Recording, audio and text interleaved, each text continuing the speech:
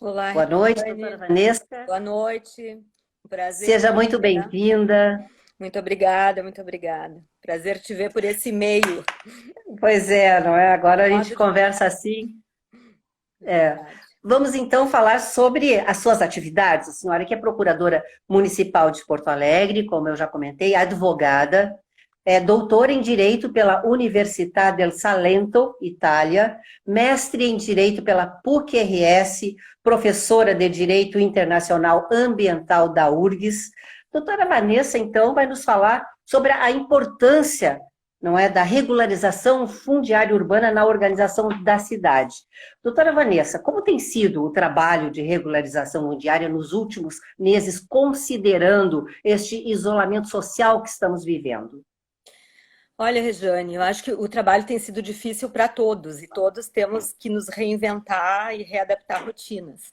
Então, nós organizamos na PARF, que é a Procuradoria de Regularização Fundiária, metas para atingir neste período e organizamos uma forma de atendimento à distância com as pessoas, porque nós temos muitos atendimentos públicos. Então, nós atendemos pelo Zoom, pelo WhatsApp, por esses meios de acordo com o que as pessoas dispõem. Nós atendemos Sim, responsáveis técnicos, né? A única parte do trabalho que nós não temos feito é a coleta dos documentos diretamente nas vilas, porque isso seria, não é possível fazer à distância. Né?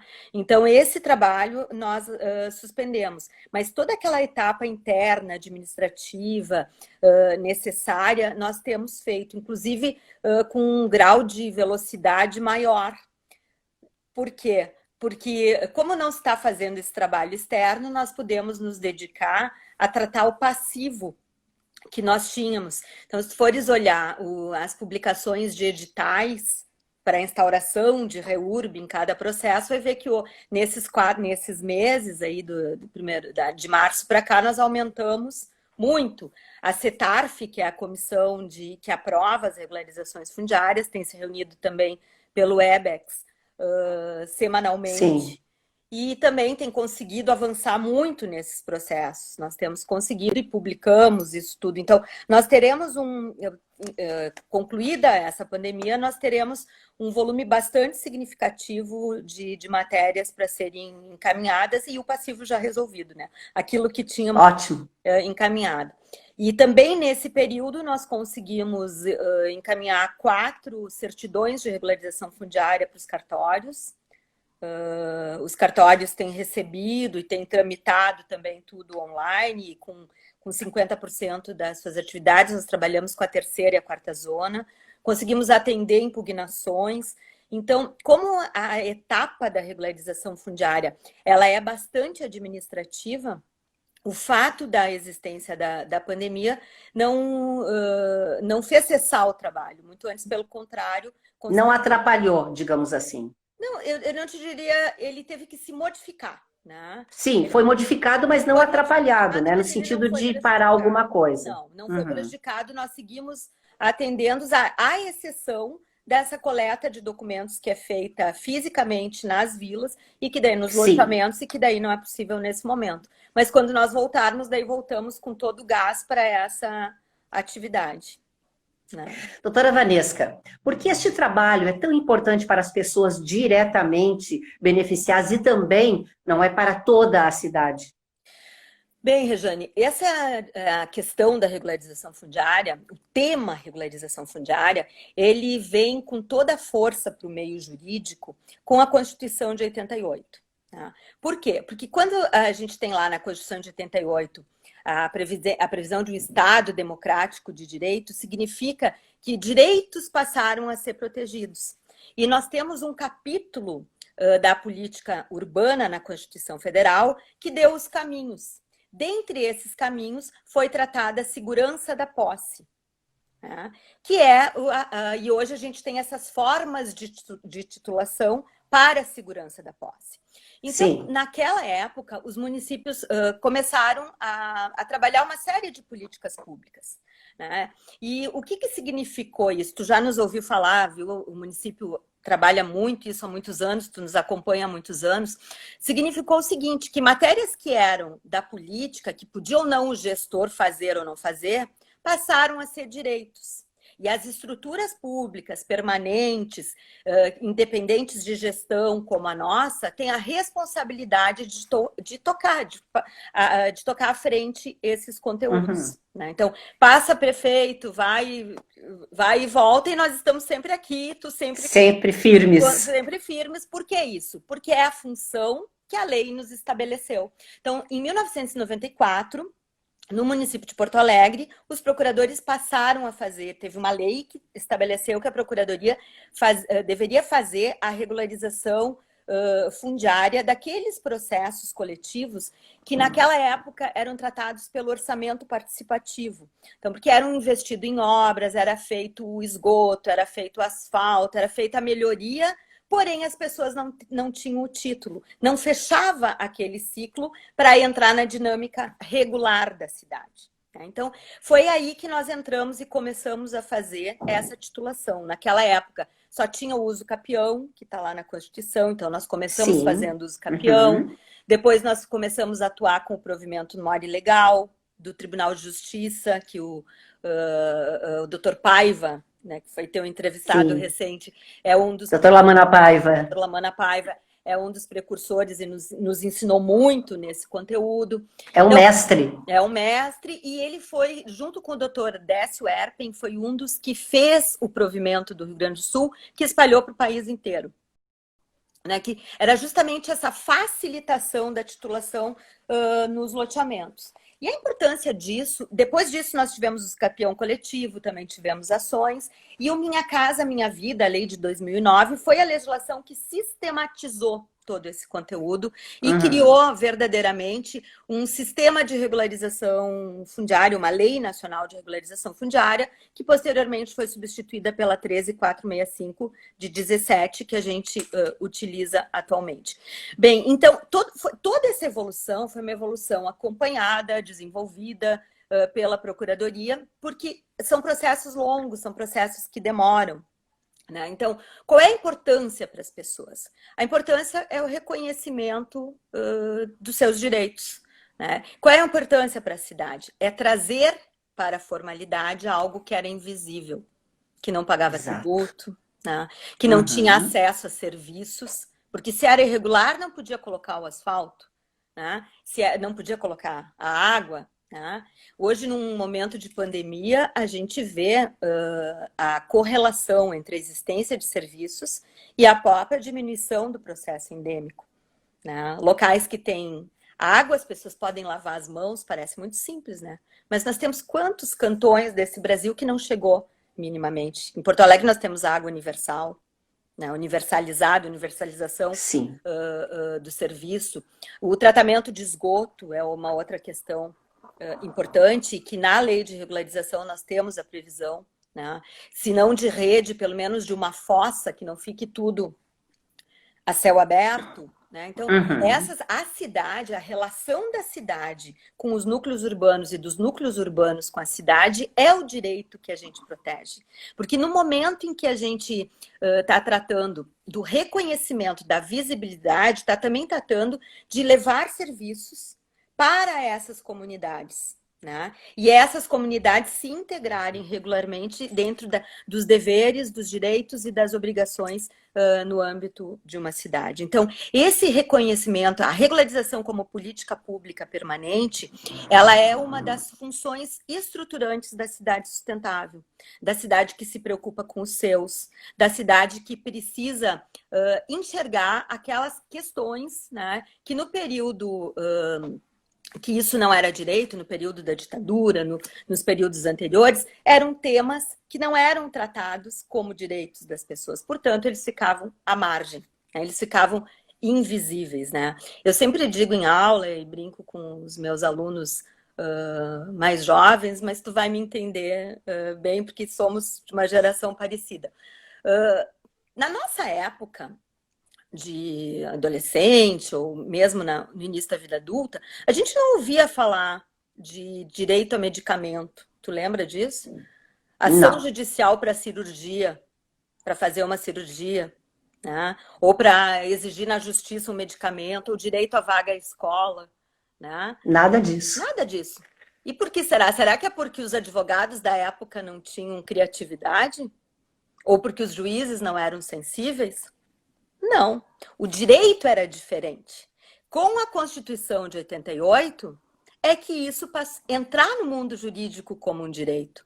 E as estruturas públicas tiveram que passar a tratar esse conteúdo como um direito, né? E a regularização fundiária foi a mesma coisa, né? Aconteceu o mesmo. Ela entra para o campo do direito, passa a ser uma política pública permanente a ser adotada pelos municípios, e os municípios têm que criar estruturas para fazer esse atendimento, né? E que é um atendimento para tratar isso no âmbito da cidade regular, né? Para a gente ter uma ideia, no período anterior, nos anos 70, sobretudo, nós tivemos muitos projetos públicos de habitação, mas todos irregulares, sem cumprir a legislação, né? O filme Cidade de Deus nos chama atenção a violência, nos chama atenção a falta de dignidade das pessoas, toda precariedade. Agora, Cidade de Deus foi um projeto público, né? Foi um projeto público que representava um modelo do país, né? Sim. Naquele período. Nós aqui também temos as nossas, né? As Coabs, o próprio DEMAB, a produção era uma produção que não tinha essa visão de integração à cidade. Muito antes, pelo contrário, Exatamente. era colocar longe. A Restinga era longíssimo da cidade, né? Era extremamente longe, um ônibus para ir, para voltar. Era como se fosse exatamente para ficar distante, né? Então, a ideia de integração ao núcleo urbano, essa ideia de tratamento dos seus cidadãos, tem a ver com a dinâmica de pensar a cidade como um todo e do direito de todos, da pluralidade, que a gente diz, né? O conceito pluralidade é tratar, dentro desse mesmo universo, todos os cidadãos que vivem nessa cidade. Então, para além de ter um título, o título é, digamos assim, a finalização, o fecho. Mas, para além de ter um título, por trás desse conteúdo de regularização estão os serviços, né? Está o reconhecimento do direito, está trazer as pessoas para ter essa dignidade.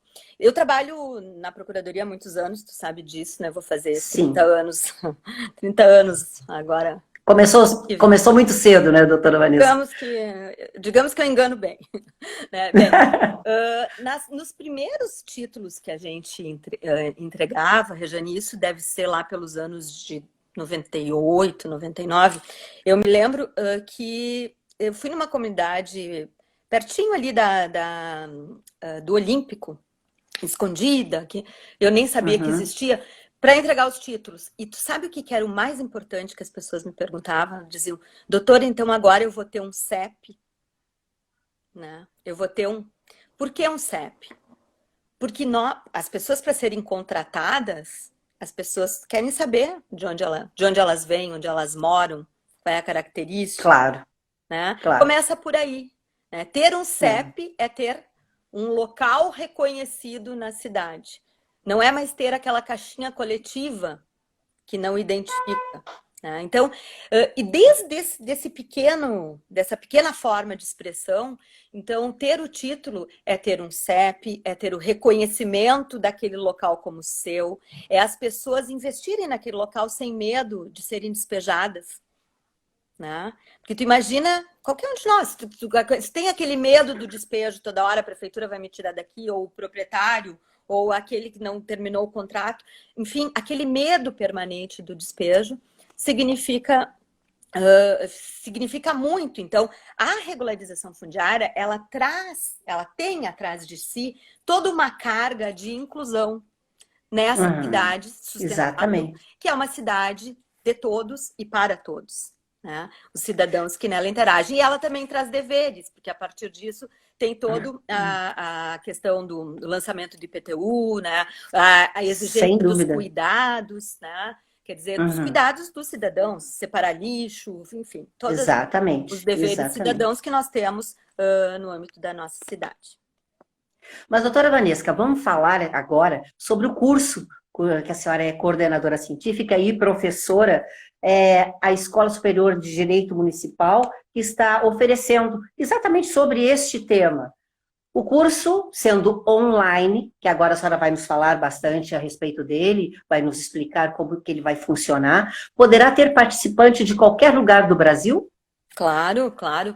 A nossa escola é uma escola que tem uma tradição já de muitos anos. Foi a fundação, a Escola Superior de Direito Municipal, ela foi criada pela Associação de Procuradores, né, uma fundação cuja mantenedora é a Associação de Procuradores, justamente porque nós começamos a tratar, a partir da Constituição de 88, com temas do direito que não eram só do direito. Temas interdisciplinares, né? Temas que exigiam a estruturação de coisas que não tinham. E a tradição, de modo bastante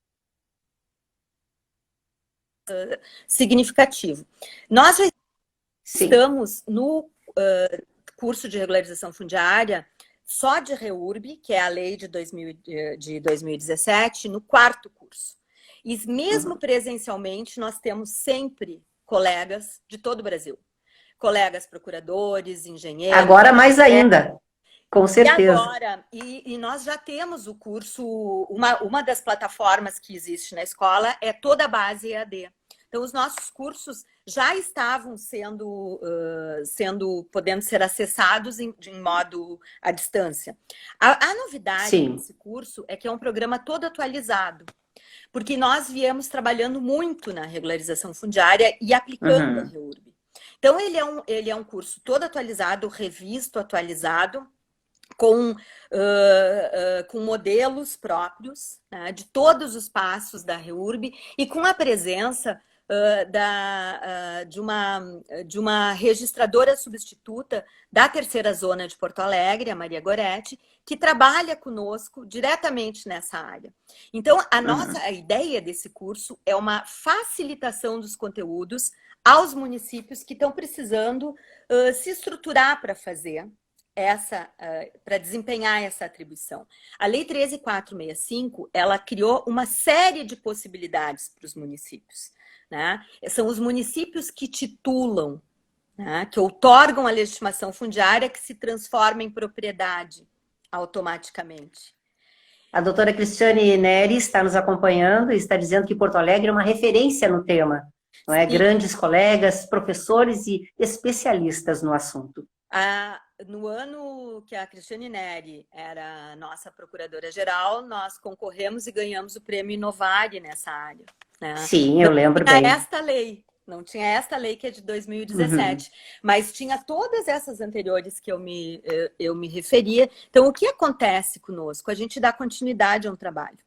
É exatamente o que eu te dizia antes. Isso que é importante. Justamente porque é uma política pública permanente, desempenhada por uma estrutura de Estado que está sempre lá, né, que independe do prefeito, né, nós conseguimos dar continuidade. O que em matéria de regularização fundiária é bem difícil, né, porque tem muita circulação de pessoas. Então, essa foi a nossa novidade. Mas voltando ao curso, então, ele é um curso que ele tem essa característica, nós somos 2 procuradoras que ministramos, sou eu e a doutora Simone Somenzi, que é a chefe da PARF e que tem uma vivência enorme na matéria, mais que a minha, inclusive.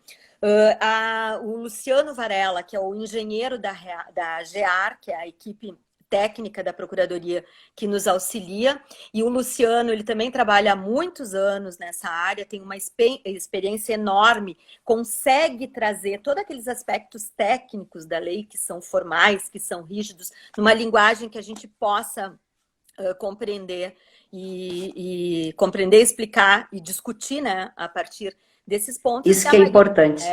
E a Maria Goretti, que é a registradora, e que vai dar a visão registrária, quer dizer, depois que nós entregamos a certidão de regularização fundiária no cartório, o que acontece? Por que ocorrem as impugnações? Como é que podemos melhorar esse fluxo? A ideia é a gente ter uma interação bastante significativa para ter aquele início, meio e fim, né? Porque a regularização fundiária necessita disso. Exatamente. O curso vai de 22 a 25 de junho, das 14 às 18 horas, carga horária 20 horas aula, encontro online com transmissão ao vivo. Uma maravilha nos tempos atuais. Verdade. Programação e no inscrições através do site www.esdm.com.br e as pessoas vão saber qualquer informação a respeito, custos inclusive, não é, doutora? Nós estamos já nos encaminhando para o final, porque essa live vai direto para o nosso programa Momento Jurídico desta semana. Foi um grande prazer recebê-la. Muito obrigada. Teremos outras oportunidades, com certeza, para conversarmos online novamente. Um grande abraço. Normal. Um abraço e bom te ver. Muito obrigada. Uma boa noite a todos. Boa noite.